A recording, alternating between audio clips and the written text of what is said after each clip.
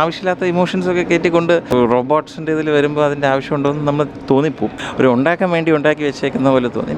പഴയ കഥയാണ്, വേറെ അത്രേ ഉള്ളൂ.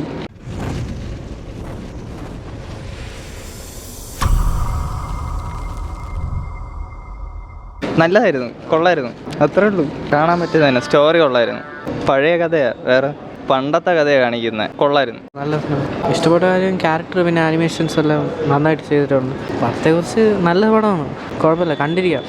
3D വിഷ്വൽ കുഴപ്പമില്ല, നല്ലതായിട്ട് ചെയ്തിട്ടുണ്ട്. ലാഗ് ഹാഫ് പോർഷനിൽ ചെറുതായിട്ട് ലാഗ് അടിച്ച്, ക്ലൈമാക്സ് സീനില്ല, നല്ലതായിരുന്നു. കൊള്ളായിരുന്നു, നല്ല പടമാണ്.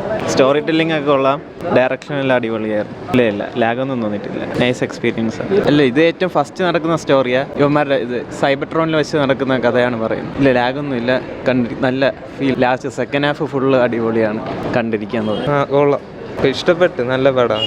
ട്രാൻസ്ഫോമേഴ്സിൻ്റെ ഒരു ആനിമേറ്റഡ് ഇതാണ്. 3D വളരെ നല്ലപോലെ ചെയ്തിട്ടുണ്ട്. ഇത് അവരുടെ സ്റ്റാർട്ടിനെ കുറിച്ച് ഒരു എന്താ പറഞ്ഞൊരു പ്രീക്വൽ എന്നൊക്കെ പറയും. ഈ ട്രാൻസ്ഫോമേഴ്സിൻ്റെ ഒരു സ്റ്റാർട്ട് എന്നുള്ളത്, ബേബി ട്രാൻസ്ഫോമേഴ്സ് എന്നുള്ള രീതിയിലുള്ളത്, അത് വെച്ച് നോക്കുമ്പം കോൺസെപ്ഷ്യലി കുഴപ്പമില്ല. പക്ഷേ എന്നാലും ആവശ്യമില്ലാത്ത ഇമോഷൻസൊക്കെ കയറ്റിക്കൊണ്ട് ഈ റോബോട്ട്സിൻ്റെ ഇതിൽ വരുമ്പോൾ അതിൻ്റെ ആവശ്യമുണ്ടോ എന്ന് നമ്മൾ തോന്നിപ്പോവും. മെഗട്രോണും ഓപ്റ്റിമസ് പ്രൈമും അവരുടെ തുടക്കത്തിനെ കുറിച്ച് ബേസിക്കലി അവരെങ്ങനെയാണ് അത് ഫോം ചെയ്തത്, എങ്ങനെയാണ് റൈവലറി തുടങ്ങിയത്, വളരെ യങ് റോബോട്ട്സ് ആൻഡ് ട്രാൻസ്ഫോമേഴ്സ് ആയിരുന്ന സമയം തൊട്ട് തുടങ്ങിയ ഒരു കഥയെക്കുറിച്ച് കാണിക്കുന്നതാണ് ഇത്. ഞാൻ പറഞ്ഞ പോലെ വളരെ ചീസി ഒരു story line, but at the same time ഇരുന്ന് കണ്ടുകൊണ്ടിരിക്കാം. ബിക്കോസ് 3D ചെയ്തേക്കുന്നത് വളരെ നല്ലപോലെ ചെയ്തിട്ടുണ്ട്. ആനിമേഷൻ നല്ല 3D, so that will keep U engaging till the end. അല്ല, ട്രാൻസ്ഫോമേഴ്സ് എന്ന് പറഞ്ഞ സീരീസാണ്. അപ്പോൾ അത് normally I think Michael bay തന്നെ ഒരുപാട് നാളുകൊണ്ട് ചെയ്തുകൊണ്ടിരിക്കുന്ന ഒരു കാര്യമാണ്. അയാൾ പ്യുവർ മൂവി ഏറ്റെടുത്തുകൊണ്ടിരുന്ന കാര്യം ഇപ്പോൾ എനിക്ക് തോന്നുന്നു ഒരു യങ്ങർ ഓഡിയൻസിന് ഇപ്പം ഫോർ എക്സാമ്പിൾ ഇപ്പം എനിക്ക് തോന്നുന്നത് ലേറ്റ് 2000s തുടങ്ങിയതാണ്. അപ്പം മേ ബി പുതിയ ഒരു ജനറേഷന് അതിനെക്കുറിച്ചൊരു ഐഡിയ കൊടുക്കാൻ വേണ്ടി ആയിരിക്കും ഇത് ചെയ്തത്. ആനിമേഷൻ മേ ബി കൂടുതലും OTT ബേസ് ചെയ്തിട്ടുള്ള കാര്യം ആയിരുന്നു കാണുമായിരിക്കും.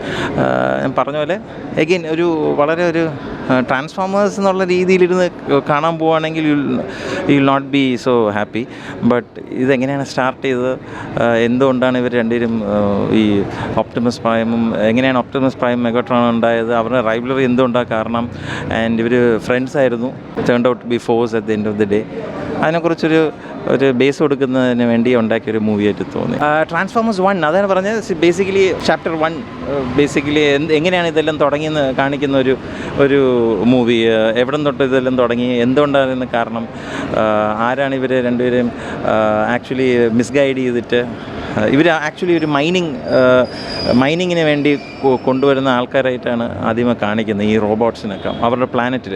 പക്ഷേ ആക്ച്വലി അവരുടെ കംപ്ലീറ്റ് സൂപ്പർ പവർ വേറൊരു ഈവിൾ ആയിട്ടുള്ളൊരു വേറൊരു റോബോട്ട് എടുത്തിട്ട് അവരെ കൊണ്ട് മിസ്ഗൈഡ് ചെയ്യിപ്പിക്കുകയായിരുന്നു.